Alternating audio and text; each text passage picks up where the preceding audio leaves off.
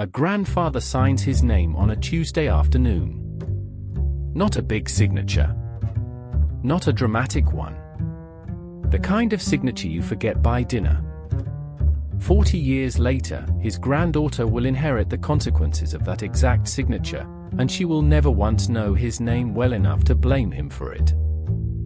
Think about a piece of paper your own grandfather might have signed, decades before you were born. You've probably never seen it. You're probably still living inside it anyway. By the end of this video, you'll understand how one small legal decision can echo through 3 generations of a family, quietly reshaping who ends up wealthy and who doesn't, long after the person who made it is gone. Call him Walter. He opened a hardware store in 1974 with a loan from his own father-in-law and a stubbornness nobody in the family ever quite explained.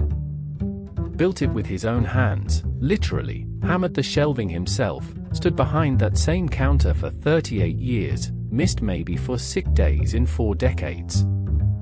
Michael grew up inside that store the way other kids grow up inside a house. Sweeping floors at 8 for $1 an allowance. Learning to count register drawers at 11, badly at first, patiently corrected every time. By 16, Walter trusted him to close a loan on Friday nights, handed him the keys without a second thought, the way you hand someone something you've already decided they've earned. Walter used to tell the regulars, only half joking, that Michael probably knew where every bolt in the building lived better than he did. That trust wasn't a business decision. It was 30 years of a father watching his son become exactly the kind of person you'd hand a store to without reading the fine print. 38 years later, it was worth real money, paid off completely, not $1 of debt anywhere on it, and Walter was 71, sitting in an attorney's office with 2 very different pieces of paper laid out side by side on the desk. One was a trust. Complicated, the attorney admitted up front. Expensive to set up, a few $1,000s just to draft it properly. It would hold the business separately, protected, no matter what happened later in anyone's marriage, anyone's lawsuit, anyone's bad year nobody could yet predict. The other was simpler. A single page, essentially. A will, leaving the store directly to his son, Michael. Outright. No conditions. No paperwork Michael would ever have to explain to anyone, no trustee, no rules from beyond the grave. Walter looked at both pages for a long moment. "I trust my son," he finally said. "I don't need a document telling him what to do with what's already his." Ask yourself honestly, doesn't that sound like exactly the right thing to say? Sitting in that chair, wouldn't you have said something close to it yourself? It is the right thing to say about trust. It is the wrong document for what he actually needed, and nobody in that room, including the attorney, fully said so out loud. Here's the distinction that changes everything, and almost no family ever hears it explained in plain language before it matters. An inheritance given directly to one person, outright, generally starts life as separate property, meaning it belongs to that person alone, untouchable by a future divorce, at least on paper, at least on day one. But separate property doesn't always stay separate.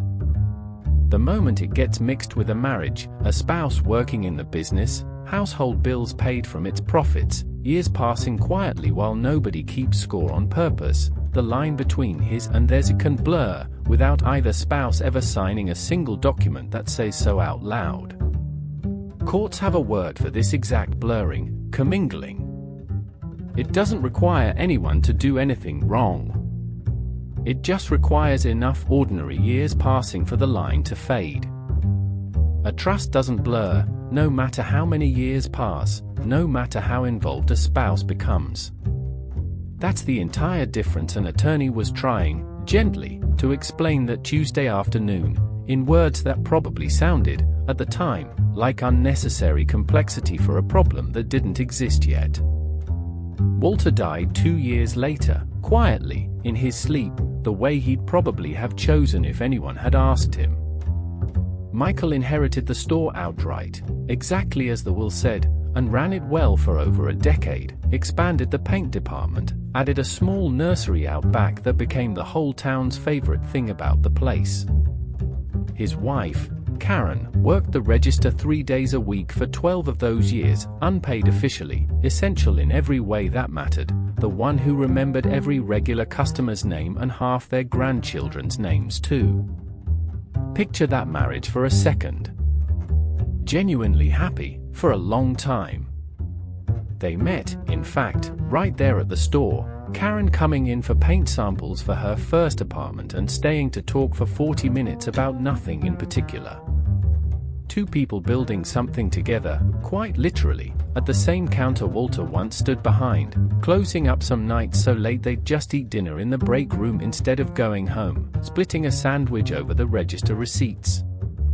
Michael used to leave her handwritten notes taped inside the cash drawer some mornings, just small things, nothing anyone else ever saw. For over a decade, that store wasn't a business they worked. It was the place their whole life happened to be set inside. Then, the way it sometimes does, it stopped working. 14 years in, slowly at first and then not slowly at all, Michael and Karen divorced. Here's the moment the entire earlier scene, the one in the attorney's office, finally matters. In the divorce, Karen's attorney argued the store was no longer purely Michael's separate inheritance. Her years of unpaid labor, the shared bills paid from its profits, the way the business had become the actual engine of their entire married life, had transformed it, legally, into something closer to shared property, regardless of whose father originally built the shelving.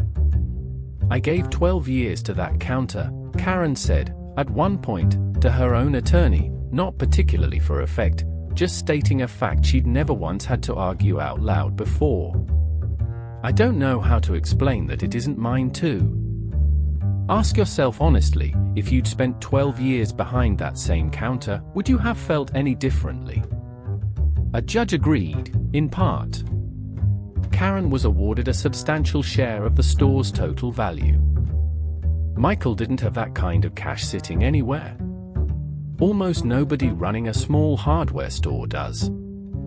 He had inventory, a building, and a business that made a comfortable living, not a business that could write a six-figure check on short notice. So he did what people in that exact position almost always do. He took out a loan against the business to pay Karen her share, a debt the store had never carried once in Walter's entire 38 years running it debt-free.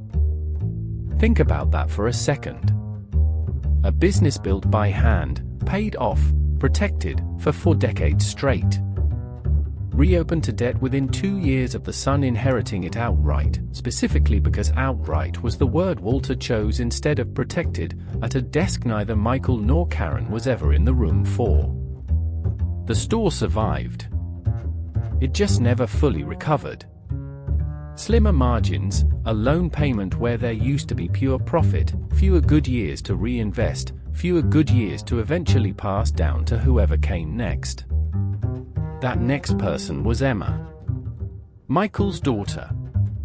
16 when the divorce finalized, 29 when she finally inherited the store herself, the paint department a little smaller than it used to be, the nursery out back closed for good 6 years earlier when the numbers stopped supporting it. She never met Walter. Wasn't born until 6 years after he died.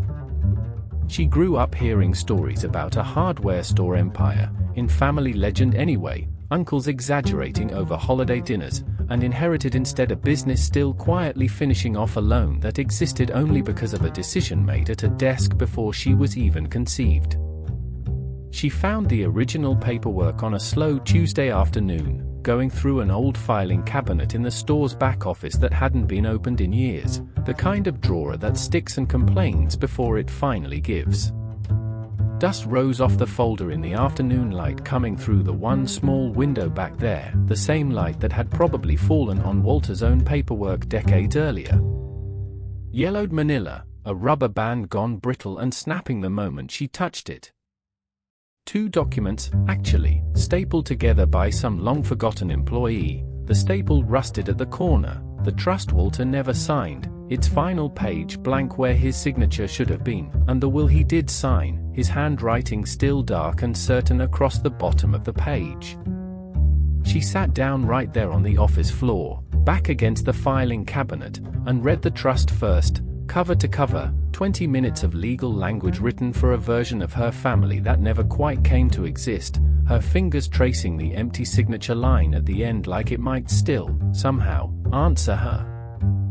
She's not angry at anyone, exactly, reading it. There's no villain sitting anywhere in this story. Just a signature, made with love, missing one piece of information that would have changed everything downstream of it, decades before she was old enough to ask why.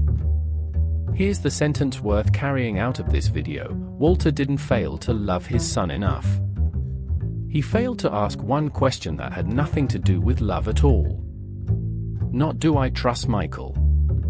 The right question was always, what happens to this gift if Michael's life takes a turn nobody at this table can predict?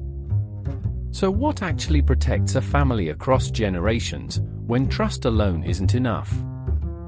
Start here. A properly funded trust can hold an inheritance as separate property permanently, regardless of what happens in a beneficiary's marriage, specifically because the asset technically belongs to the trust itself, not to the person going through the divorce. The protection isn't about distrust of the person receiving it. It's about the gift surviving contact with a future nobody at the signing table can actually predict, including the person receiving it. Second, if an inherited business is ever going to involve a spouse's real labor, put that in writing early, a post-nuptial agreement or a clear compensation arrangement, so a spouse's genuine contribution gets acknowledged honestly and fairly, instead of quietly building an unspoken ownership claim that only gets argued about for the first time in a courtroom, years later, under pressure. Third, talk about the uncomfortables what-if scenarios out loud, while the person making the gift is still alive to answer questions nobody wants to ask at a happy family dinner. What happens if a marriage ends? What happens if a lawsuit hits the business? What happens if it needs to be sold in a hurry? A simple will answers none of those questions, because a will was never designed to.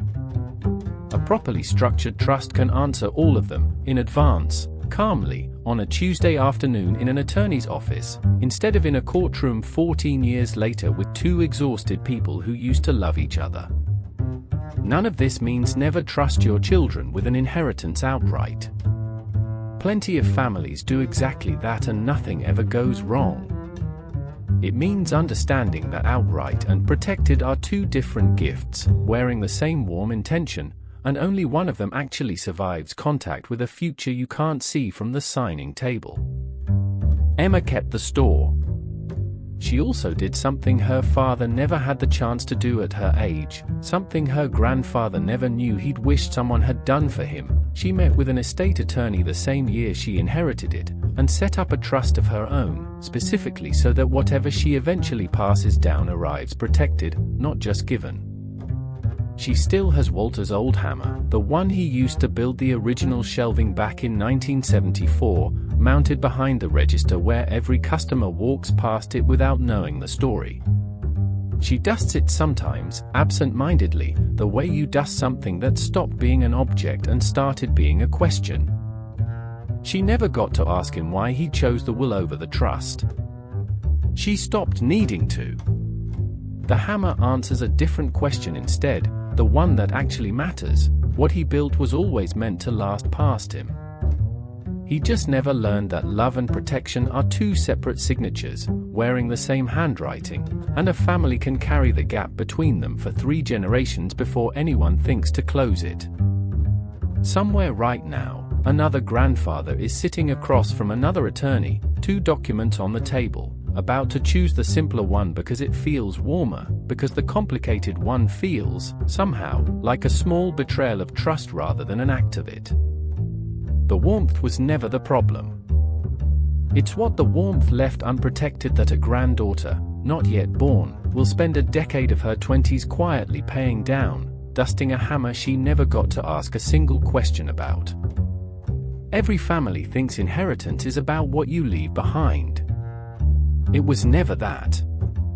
It's about what you failed to protect on the way out, and how many years it takes the people you love to notice the difference.